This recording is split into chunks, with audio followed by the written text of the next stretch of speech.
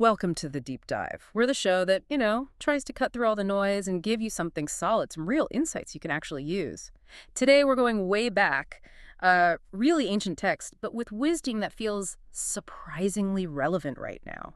We're diving into the Nagaravindeyyasuttaṃ. It's an old Buddhist scripture. That's right. And it's quite specific, not a broad overview, but really a snapshot of a direct teaching moment from the Buddha himself. It's recorded in the Pali Canon, part of the Majjhima Nikaya collection. So it gives us this, really direct glimpse. Okay, so a specific teaching. And our goal here, our mission for this deep dive, is to pull out the practical stuff.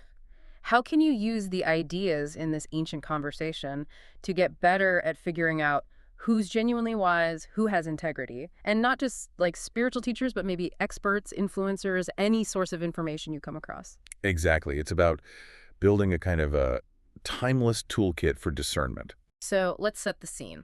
The text starts with the Buddha. I call him Gautama sometimes, or Bhagavan, the Blessed One. He's traveling, right?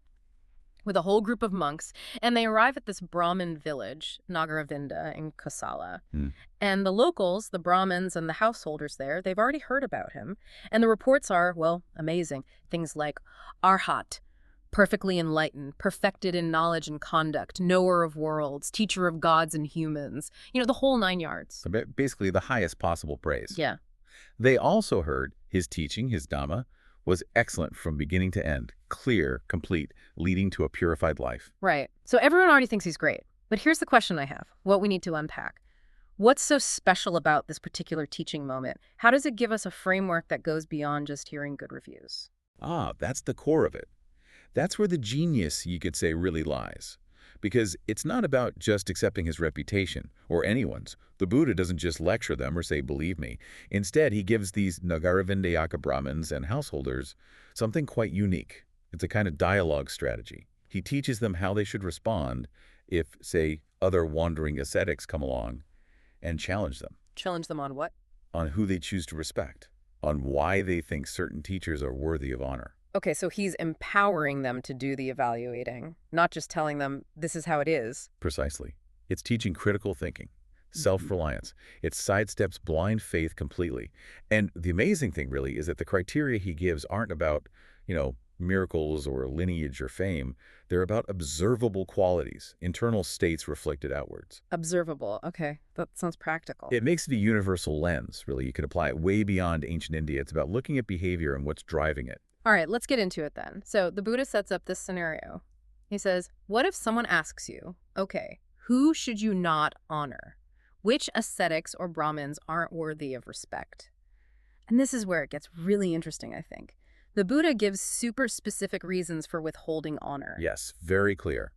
He says, essentially, don't honor those who are clearly still driven by greed, hatred, and delusion. The classic 3 poisons, raga, dosa, moha.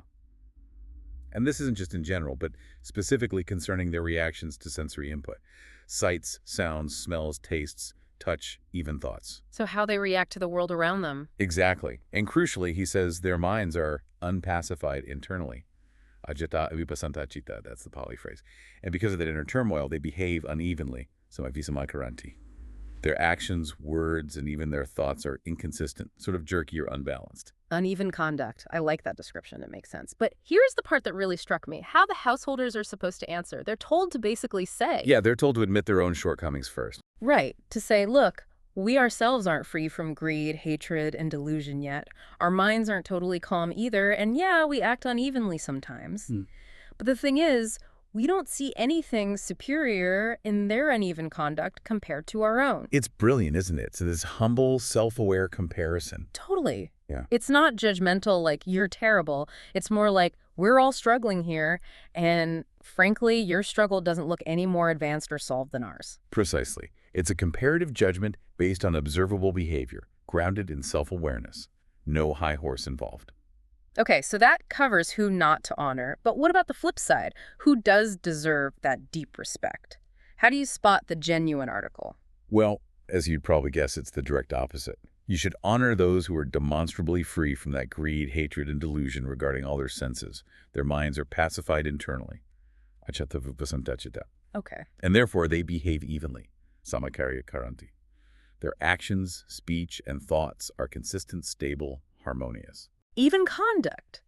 Okay, but what about the reasoning? How do the householders explain why they honor these ones? Especially if they've just admitted they aren't perfect themselves. This is another fascinating part. They're instructed to say something like, okay, we admit we ourselves are not yet free from greed, hatred, and delusion. Still owning their own stuff. Yes, absolutely. But, they continue, we see something clearly superior in their even conduct. So it's acknowledging excellence even when you haven't reached it yourself. You can still recognize the difference. Exactly. You don't have to be enlightened to recognize someone who seems genuinely further along the path. You see the results, the transformation in their consistent, peaceful behavior. So respect comes from seeing that real change, that inner peace manifesting outwardly. It's very pragmatic. Very. It's about observed reality, not just claims or status. Okay, this is making sense. We have the qualities. Freedom from poisons, inner peace, even conduct. But the big question remains, right? How do you really know? I mean, people can be good actors. Someone might seem calm and even, but how can you be sure it's genuine? What's the actual proof, the observable sign? Right. You show me the evidence question. And the Buddha's answer is perhaps not what you'd expect initially. It's very practical, almost earthy. If someone pushes the householders for the specific signs, the reasons why they believe someone is free from these things, they are told to point to something specific. Which is? They should say, well, look where these ascetics and brahmins choose to spend their time. They frequent remote forest and wilderness dwellings. Forests, wilderness, that's the proof. It sounds a bit simple, or maybe indirect. It does seem indirect at first glance, doesn't it? But think about why that's the sign. What does choosing such places demonstrate? Solitude, commitment, getting away from it all. Exactly. The text explains the reasoning. In those remote places, the Pali is Aranyabanapatani, Pantani Sanasanani. There just aren't the same triggers for desire. There are no sights, sounds, smells, tastes, or tactile sensations that would normally provoke delight or craving or attachment when you encounter them. Ah, I see. So by choosing to be in places with minimal sensory temptation? They're demonstrating their lack of craving. They aren't running towards stimulation, they're comfortable without it. Their physical separation becomes a tangible sign of their inner pacification. Okay, that clicks now. It's not just the location itself, but the choice and what that choice reveals about their inner state. Right, it's a behavioral test. If you claim to be free from craving sensory pleasures, but you constantly surround yourself with luxury and stimulation, well, your actions don't match your words, but if you willingly choose simplicity and remoteness, it provides concrete evidence supporting the claim of inner freedom. It's about willingly giving up what most people chase. That's a powerful indicator. It's like that saying, actions speak louder than words. Where you choose to put your body says a lot about your mind's priorities. Precisely. Choosing less becomes the proof of inner peace. Quite countercultural even today. Definitely. Okay, so let's bring this home.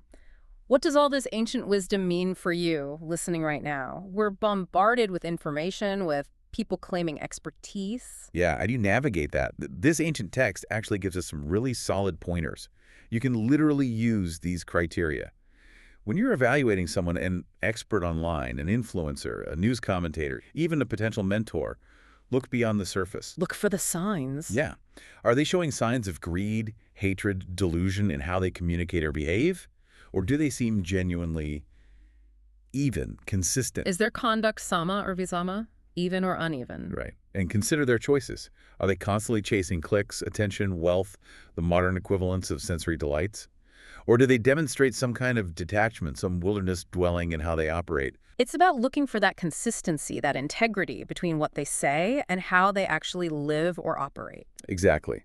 Looking for the evidence of inner transformation, or at least the genuine commitment to it, not just the polished image. It's a really practical lens, and the story ends with the Nagaravindeyakas being totally convinced. Deeply convinced. The text says they felt the Buddha had set upright what was overturned, revealed the hidden, showed the way, held up a lamp in the darkness. Powerful imagery. Yeah, they saw the light, basically. And they took refuge, declared themselves lay followers for life. Because his teaching wasn't just informative, it was genuinely illuminating. It gave them the tools to see clearly. It empowered them.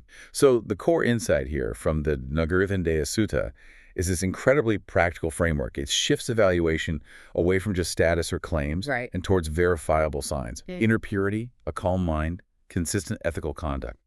especially how one relates to desires and sensory input. So maybe a final thought for you, the listener, to chew on. Given the power of remote forest dwellings as a sign, what might be the wilderness dwellings in your life? What forms of distancing from sensory overload or constant stimulation could you explore to cultivate a more pacified mind and even conduct? Or just thinking about it this way. How could applying these ancient criteria, looking for freedom from greed, hatred, delusion, looking for that evenness, how could that change the way you assess expertise or influence day to day, moving beyond the superficial shine? Lots to think about there. Thanks for joining us on this deep dive. We hope you'll keep exploring and questioning on your own journey of discovery.